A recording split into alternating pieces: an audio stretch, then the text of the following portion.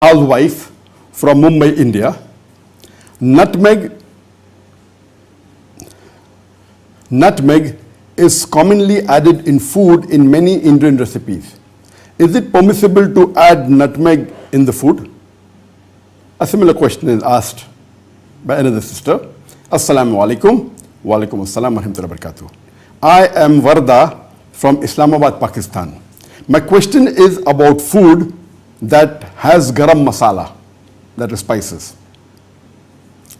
Is it halal to consume it, knowing that some garam masalas, some spices, have nutmeg in them? Also, what will be the ruling of eating food from restaurants, Muslim neighborhood, or at weddings, not knowing if their spices had nutmeg or not? My other question is about processed food that says spices as ingredients but doesn't list them. Will it be halal to eat them? Thank you.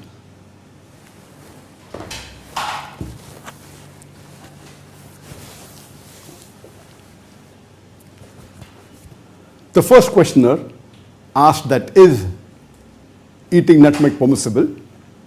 Nutmeg in Arabic is called Jawzatut Tib or Jawz al-Hind. Maybe because it started coming from India. And nutmeg is produced in India. It is grown in the southern part of India, in the states of Kerala and Tamil Nadu. But it is not the largest producer of nutmeg in the world. The largest producer and exporter of nutmeg is Indonesia. But maybe since it was exported through India, that's the reason the Arabic word Jawz al-Hind has evolved. Nutmeg is the seed of genus Myristica, or it is the seed of Myristica fragrans. And nutmeg is basically used as a spice and is put in food and delicacies like sweet dishes. It's put in cakes, it's put in pastries, it's put in a variety of food, especially in the Indian subcontinent, in India, Pakistan, Bangladesh, or in the eastern countries, that including Indonesia and other countries.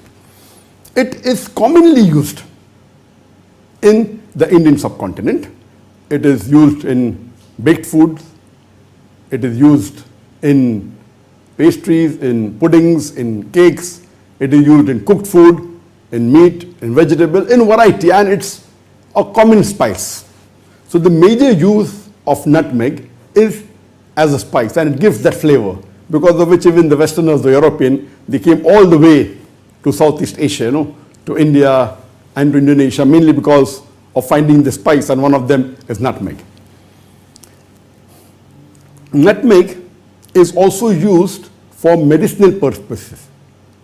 It has got narcogenic effect, and it's used in some of the psychological disorders for treatment, and it has got its own medicinal purposes. Nutmeg, if taken in large quantity, has hallucinogenic effects. It has got narcotic effects. It can cause ecstasy, can cause drowsiness, it can cause euphoria if taken in large quantity. But the major use of nutmeg is for spices. And the second use is for medicinal purposes.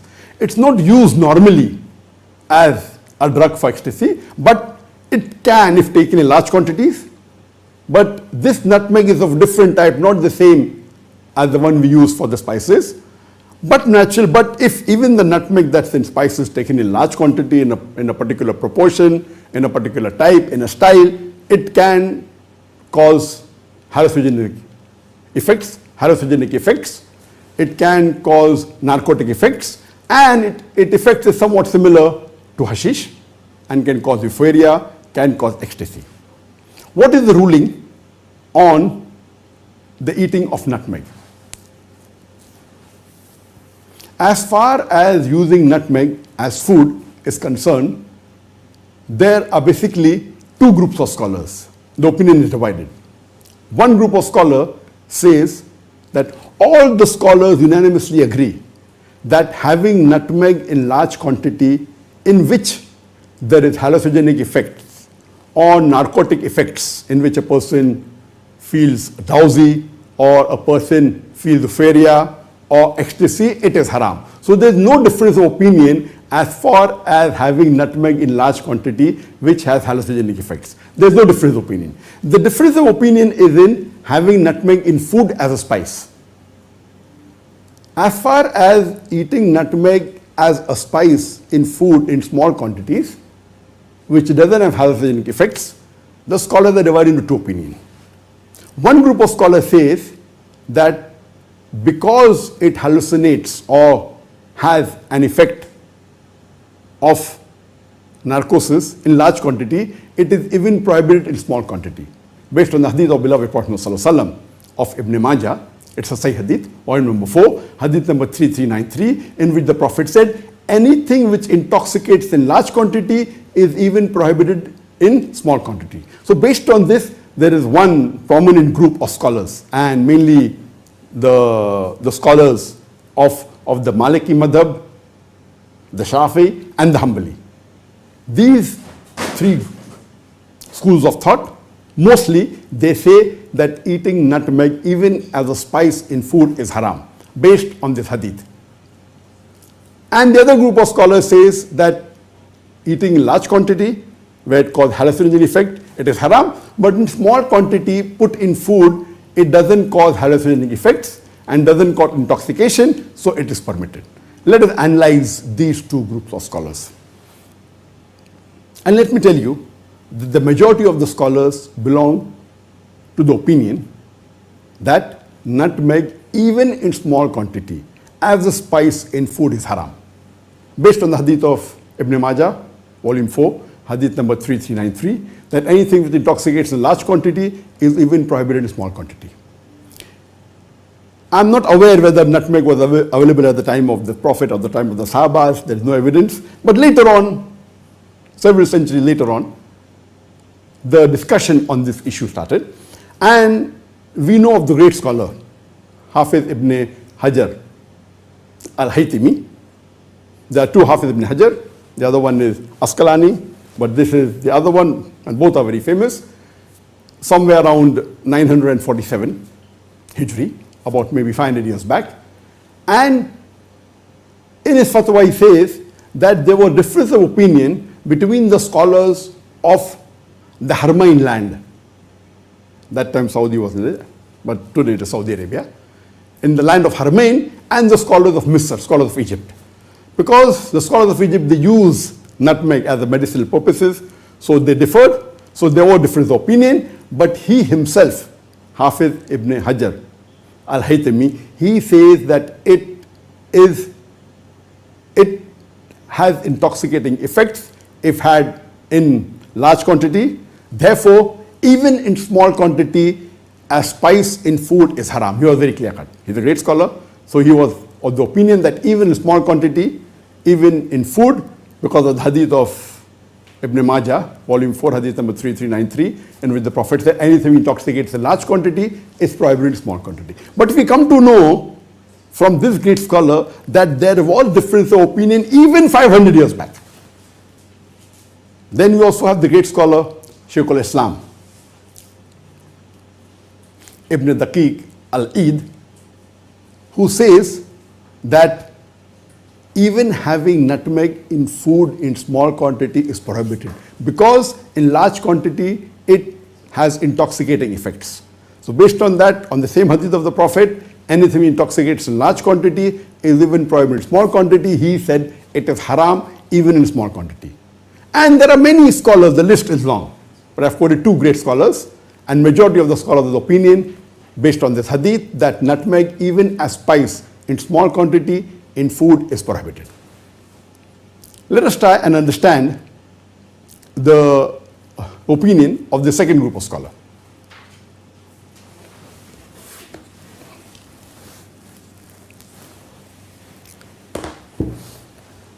The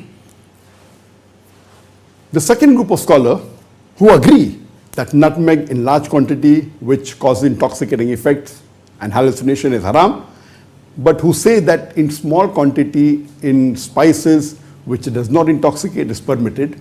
What they do, unlike the first group of scholars, the first group of scholars unanimously put all intoxicating food or substances into muskir. But the second group, they divide into different categories. They say that muskir is only liquid intoxicants, and give the example of khamar. That's when the Prophet specifically said khamar. So all intoxicants which are liquid like alcohol, beer, whiskey, vodka, these are khamar and they fall under the first category. And in this category alone, the Prophet said, anything which intoxicates in large quantity, the hadith of Ibn Majah, volume number 4, hadith number 3393, that anything which intoxicates in large quantity is even prohibited in small quantity. But they have divided into other groups, some scholars in two groups. The second category they call is mukhaddir. And they say mukhaddir is an intoxicating substance, it may be solid, etc., which if had in large quantity will intoxicate you. But these substances sometimes can also be used for medicinal purposes. For example, morphine. We know morphine is intoxicating, but it can be used as anesthesia, and there are other drugs which can be used as anesthesia. So if used for medicinal purposes, where it relieves the pain, etc., so here it becomes permissible. And some scholars, they divide into third group, called as mufattir. Some in four groups. Time will not permit to go into details, but the second group of scholars, they do not put all intoxicants in one category, like the first group of scholars. Some scholars have said in two groups, some in three, some in four. So when they say that the groups of intoxicants can be divided into two categories, the first is muskir, which is liquid intoxicants like khamar, wine, whiskey, vodka, anything liquid which you drink. For that ruling, the hadith of the Prophet of Ibn Majah, volume number 4, hadith number 3393, anything which intoxicates in large quantity is even prohibited in small quantities. But as far as the other second, third or fourth group is concerned, this ruling has to be analyzed. But the second group unanimously agrees that any intoxicants, whether it be solid, whether it be other forms of substance, whether it be mukhaddir, if you have in a quantity which intoxicates you, which causes hallucinogenic effects, which causes narcotic effects, it is haram. There is no difference of opinion. But the other opinion that if it is used for medicinal purpose, for a benefit, it becomes permissible. And they also include nutmeg in the second category called as mukhaddir. That means if you have a small quantity of nutmeg in food, it adds flavor to it, and in no way can it intoxicate a person. Even if you have, when you put in that food, if you have a large quantity of that food, whether it be pastry, whether it be sweet dish, whether it be delicacies, whether it be food, whether you have 1 kilo, 5 kilo, 10 kilo, it will not intoxicate you. So based on that, they say that this is in the second category of mukhaddir. So therefore, we cannot say it is always haram. If it is had in small quantity, which does not intoxicate and adds to the flavor, this nutmeg is permissible. And in the second group also, you have great scholars, though the first group is a larger number, but in the second group also, you have Imam Ar-Ramli, who said that nutmeg, if had in large quantity, which intoxicates, is prohibited, but if it is had put in the food in small quantity for flavor, it is permissible. And here we have to understand that the nutmeg that we have to put in the food is a different type altogether. Normally people don't use it for a drug, for ecstasy. That nutmeg is of a different type. But I'm not saying that if you have in large quantity, even the nutmeg put in food in large quantity can intoxicate you. But you don't find that people normally do that. There was the 8th Medical Fiqh Council held in Kuwait in May 1995. And in this fiqh council, you have the experts coming from all over the world. And in this 8th Medical Islamic Fiqh Council held in Kuwait in May 1995, they had scholars of fiqh coming together, even who are scientists, who are doctors, who are expert in the field. They gathered together and they said that if it is from muqaddir, that is something which intoxicates if you have in large quantity, but if it is used for medicinal purposes during operations and otherwise, it is permissible. They specifically even took the name of nutmeg. That nutmeg, if had in small quantity to add flavor to the food, it is permissible. However, if it's had in large quantity, where it causes hallucinogenic effects or narcotic effects, where there's ecstasy or euphoria or drowsiness, it is prohibited. And imagine in this fiqh council, you have top scholars. And but natural, it was lately, hardly about 26 years back. And science is advanced, so there are scientists, as Quran says in Surah Nahl chapter 16, verse 43, and Surah Anbiya chapter number 21, verse number 7. Fas'alu ahli zikri in kuntum la ta'lamun. So these scholars, besides the scholars of fiqh, they also have understanding of science, of technology, and of medicine. So this, it's not an opinion of one particular person or one particular scholar. A group well versed in this field, so they cannot be neglected.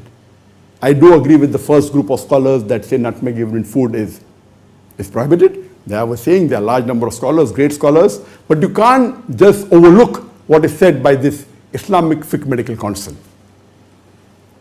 I'll give you a name of another great scholar by the name of Dr. Wahab Az-Zuhaili. He's very famous. He has written volumes of books on fatwa, and he also says that nutmeg, if put in the food, a small quantity, for flavor, and it doesn't cause any intoxication, it is permissible. However, if it's eaten directly in large quantity and causes hallucinogenic effects or intoxicates you, then it is prohibited. And Dr. Wahab Az-Zuhaili is a very famous scholar. So here we have two group of scholars, and I do agree that in the first group who say nutmeg even as a spice in food is prohibited, that's a larger group and a bigger group, but even the second group cannot be neglected. And among the contemporary, among the late scholars with all the science and evidence, you have many people who have agreed with the second fatwa also. And I, being a doctor and coming from the background of science, I do agree even with the view of the second group of scholars, but there's something like fatwa and something like taqwa. So if you ask personally, I would advise the Muslims that when in doubt, leave it out. I would advise the Muslims that don't put nutmeg in your food.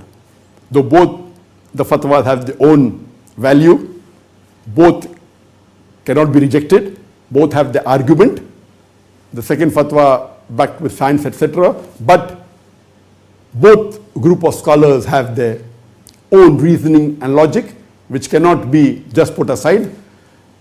But there is a ruling which is known as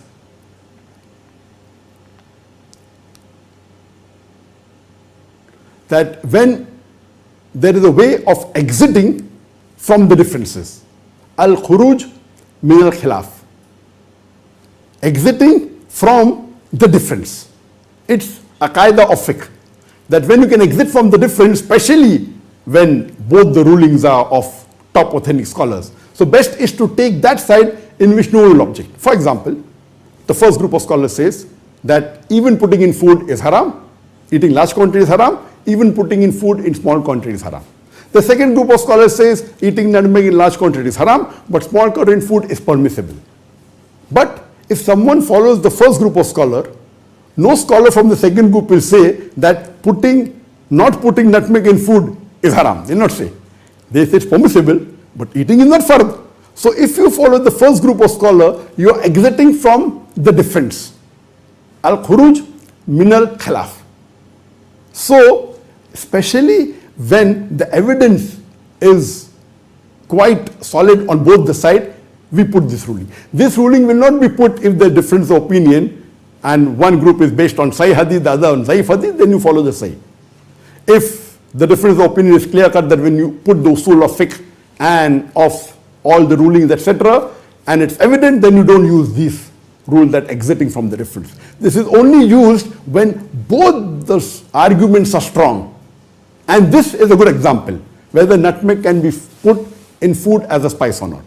So this is a good example. So here, one comes fatwa and one comes taqwa. So though I agree that both the groups are correct, and I wouldn't say they're wrong, but I use that when in doubt, leave it out. I would use this qaida here of fiqh, that al-khuruj min al-khilaf, exiting from the difference. So therefore, I would advise the Muslim brothers and sisters, even if it's tasty, when in doubt, leave it out. So I would advise the Muslim brothers and sisters that don't put nutmeg in your food. But as a da'i, I have to give both the opinions, though I may agree with both the group of scholars in their own way, but I would agree putting off that avoiding is the best. So I would request all the Muslims, brothers and sisters, that you should not put nutmeg in your food as a spice. That answers the question of the first sister. But the question of the second sister was different. She asked the question that can I have garam masala? Garam masala is the Indian name, for spices, like a powder, which is put in food. India, Pakistan, Bangladesh, Indian subcontinent. That can I use garam masala, which contains nutmeg? And her question was, can I go to restaurants? Can I go to Muslim neighbors in weddings? I don't know nutmeg is used or not, so what should I do? Now the reply to the second question would be slightly different. And this question, that can nutmeg be used in garam masala, the answer would be slightly different. And I would like to give you the ruling of Saudi Arabia. In Saudi Arabia, importing nutmeg is haram. There are few countries where nutmeg is banned. It's in Saudi Arabia, it's in Kuwait, and few of the Gulf countries.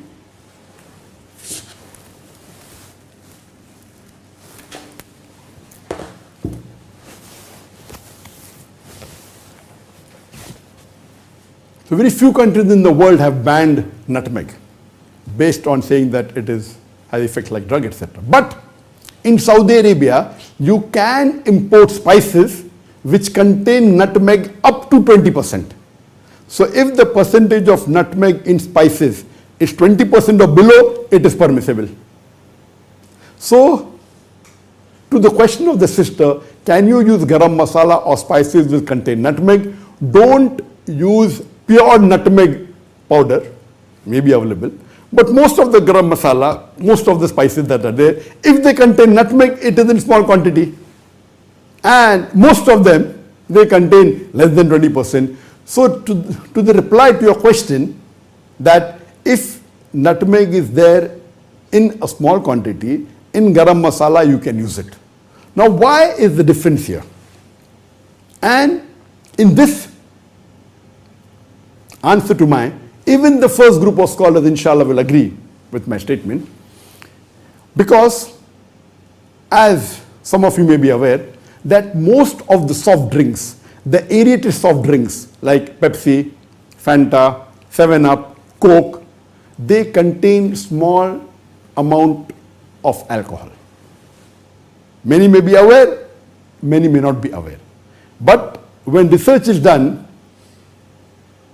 the research says that every 1 liter of Coke or Pepsi or the aerated drink, they contain about 10 milligram of alcohol. That is 0.001%. I have not heard of any fatwa of any authentic scholar saying that drinking aerated drink is haram.